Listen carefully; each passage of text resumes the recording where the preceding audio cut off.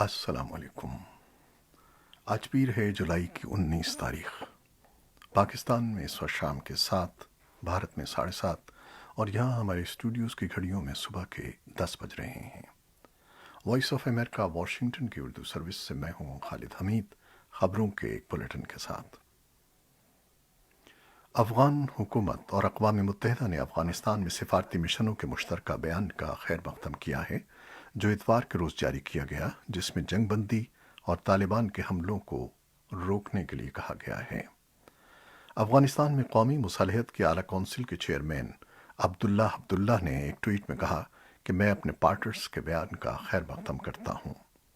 اقوام متحدہ نے فریقین پر زور دیا کہ وہ جنگ بندی کا اعلان کر کے تمام افغانوں کو موقع دیں کہ وہ امن و سکون سے عید منا سکیں۔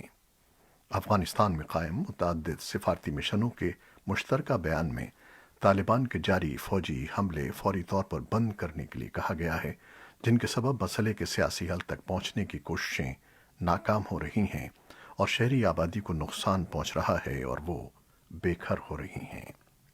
ادھر مذہبی اسکالروں نے پیر کے روز کابل میں اپنے ایک اجتماع میں فوری جنگ بندی کے لیے کہا ہے۔ انہوں نے کہا کہ افغانستان میں جاری جنگ جائز نہیں ہے اور طالبان کو مستقل جنگ بندی کے لیے رضامند ہونا چاہیے۔ افغان حکومت اور طالبان کے وفد کے درمیان قطر کے دارالحکومت دوحہ میں 2 روزہ مذاکرات ختم ہو گئے ہیں اور فریقین نے تنازع کے حل کے لیے آئندہ ہفتے دوبارہ ملنے پر اتفاق کیا ہے۔ خبر رساں ادارے AFP کے مطابق اتوار کو مذاکرات کے اختتام پر مشترکہ بیان میں کہا گیا ہے کہ فریقین نے تنازع کے حل پر پہنچنے پر اتفاق کیا ہے اور اس سلسلے میں آئندہ ہفتے دوبارہ مذاکرات ہوں گے۔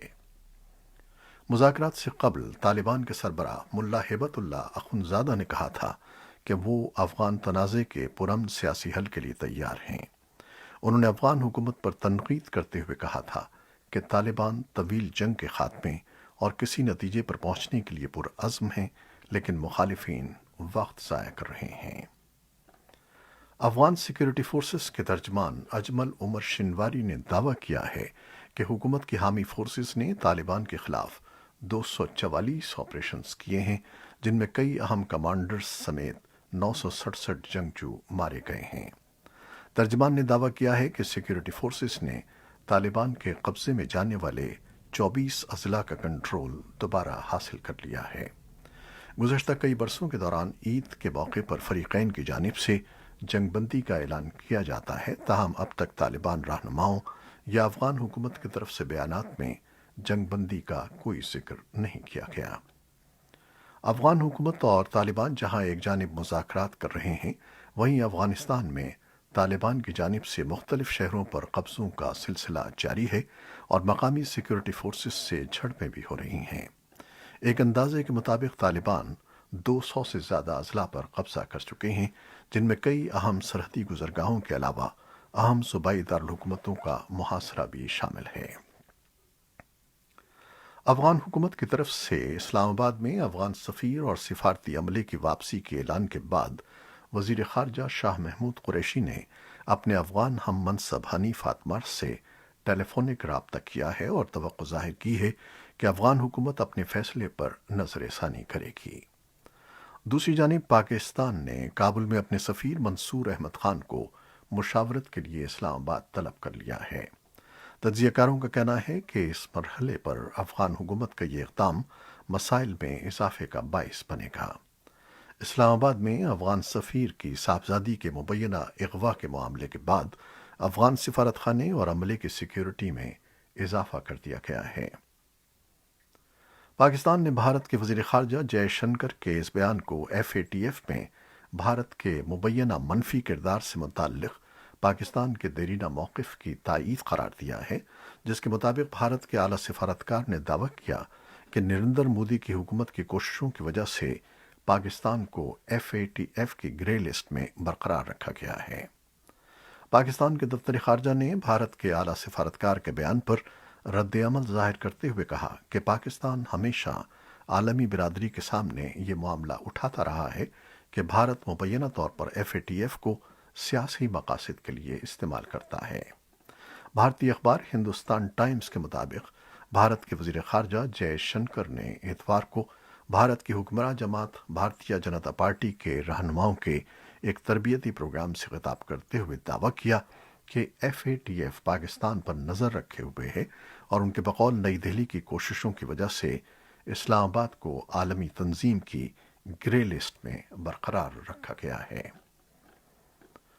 مکہ مکرمہ میں حج کے موقع پر ہزاروں مسلمان حج کا فریضہ ادا کر رہے ہیں اور ان سب کے لیے ضروری تھا کہ انہیں مکمل طور پر ویکسین لگائی جا چکی ہو۔ حج کے مناسک کی ادائیگی کرتے ہوئے اتوار کے روز سماجی فاصلہ برقرار رکھا گیا اور زائرین نے ماسک پہنے کیونکہ کورونا وائرس کی وبا مسلسل دوسرے سال بھی حج کے معمول کے اجتماع کو متاثر کر رہی ہے۔ حج کے موقع پر پوری دنیا کے تقریباً 25 لاکھ مسلمان سعودی عرب کا رخ کرتے ہیں، لیکن اس سال پہلے ہی سے سعودی عرب میں مقیم صرف 60,000 افراد کو اس کی انجام دہی کی اجازت دی گئی ہے۔ کووڈ-19 کی وبا کی وجہ سے نہ صرف حج کے موقع پر بلکہ سعودی عرب سے باہر بھی دوسرے ممالک میں بھی مذہبی فرائض کی ادائیگی متاثر ہوئی ہے۔ امریکی صدر جو بائیڈن آج پیر کے روز وائٹ ہاؤس میں اردن کے شاہ عبداللہ سے ملاقات کر رہے ہیں۔ وائٹ ہاؤس کی پریس سیکریٹری جین ساکی نے نامہ نگاروں کو بتایا کہ یہ ملاقات مشرق وسطیٰ کو درپیش متعدد چیلنجوں پر تبادلہ خیال کرنے اور خطے میں امن و استحکام کو فروغ دینے میں اردن کے قائدانہ کردار کو ظاہراً فروغ دینے کا موقع ہے۔ توقع ہے کہ اس ملاقات میں شام کی صورتحال پر تبادلہ خیال کیا جائے گا، جہاں ایک دہائی سے جاری لڑائی نے 10 لاکھ سے زائد شامی باشندوں کو اردن اور پڑوسی عراق جانے پر مجبور کر دیا ہے۔ شام کے صدر بشار الاسد نے رواں سال مئی میں انتخابات میں 95% ووٹ حاصل کرنے کا دعویٰ کیا تھا۔ اب انہوں نے شورش زدہ ملک کے صدر کا چوتھی بار حلف اٹھا لیا ہے۔ فرانسیسی خبر رساں ادارے AFP کے مطابق بشار الاسد نے آئین اور مسلمانوں کی مقدس کتاب قرآن پر حلف اٹھایا۔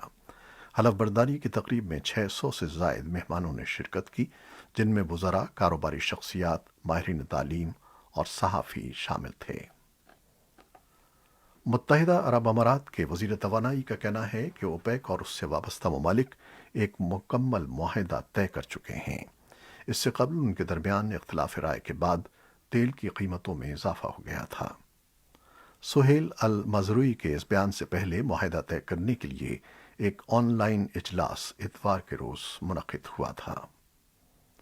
سائبر سیکیورٹی کی فرم پروف پوائنٹ کی ایک تحقیق کے مطابق ایران کے پاسداران انقلاب سے وابستہ ہیکرز کے ایک گروپ نے ایک خفیہ مہم شروع کی ہے، جس کے تحت امریکہ اور برطانیہ کے اعلیٰ تعلیمی اداروں کے اساتذہ اور دیگر ماہرین کو ہدف بنایا جا رہا ہے تاکہ حساس معلومات چوری کی جا سکیں۔ امریکی انٹیلیجنس کمیونٹی کا کہنا ہے کہ اسے روس، ایران، چین اور شمالی کوریا کی سائبر صلاحیت پر تشویش ہے۔ اپریل میں اپنے تازہ ترین جائزے میں انٹیلیجنس کا کہنا تھا کہ جارحانہ سائبر کارروائیوں کے لیے ایران کی آمادگی اور مہارت امریکہ اور اس کے اتحادی نیٹ ورکس اور اعداد و شمار کے تحفظ کے لیے انتہائی خطرے کا باعث ہیں۔ ایک عالمی تحقیقاتی پروجیکٹ سے یہ انکشاف ہوا ہے کہ اسرائیل کی ایک کمپنی NSO گروپ نے دہشت گردوں اور جرائم پیشہ افراد کا سراغ لگانے کے لیے پیگاسس اسپائی ویئر کا نام کا جو سافٹ ویئر بنایا تھا اور جس کے استعمال کی اس نے متعدد حکومتوں کو اجازت دی، اسے انسانی حقوق کے سرگرم کارکنوں، کاروباری افراد اور صحافیوں کی جاسوسی یا نگرانی کے لیے استعمال کیا گیا۔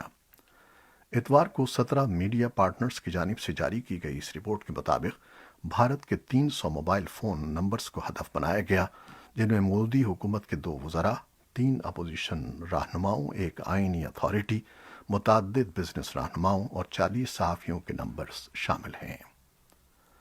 پاکستان میں گزشتہ 24 گھنٹوں کے دوران کرونا وائرس سے مزید 30 افراد ہلاک ہو گئے ہیں، جس کے بعد ہلاکتوں کی مجموعی تعداد 22,811 ہو گئی ہے۔ بھارت میں 3 ماہ بعد کورونا سے کم ترین اموات رپورٹ ہوئی ہیں۔ بھارت کی وزارت صحت کی جانب سے جاری اعداد و شمار کے مطابق ملک میں گزشتہ 24 گھنٹوں کے دوران 499 افراد ہلاک ہوئے ہیں۔ امریکی سرجن جنرل ڈاکٹر وویک مرتھی نے کہا ہے کہ انہیں ملک میں कोरोना वायरस के बढ़ते हुए केसेस पर तशवीश है और उन्होंने इसका कुछ इल्ज़ाम सोशल मीडिया कंपनियों पर इसलिए आयद किया है कि वो वैक्सीन लगवाने की अहमियत के बारे में गलत मालूमात नहीं हटा रही हैं। फॉक्स न्यूज़ संडे में गुफ्तगू करते हुए मर्थी ने कहा कि अमेरिका में इस वक्त हर रोज़ तकरीबन 29,000 नए केसेस की तशखीस हो रही है, जो लगभग वही सतह है जो अप्रैल सन 2020 में थी, जब पेंडेमिक पहली बार मुल्क में फैला था। ये थी वो खबरें जो फेसबुक लाइव पर हमने आपके लिए पेश की। हमारी वेबसाइट और यूट्यूब पर ये बुलेटिन पोस्ट कर दिया जाता है, जिसे आप बाद में भी देख सकते हैं। हमारे इस बुलेटिन को शेयर करना ना भूलिएगा। खालिद हमीद को इजाज़त दीजिए। अल्लाह हाफिज़।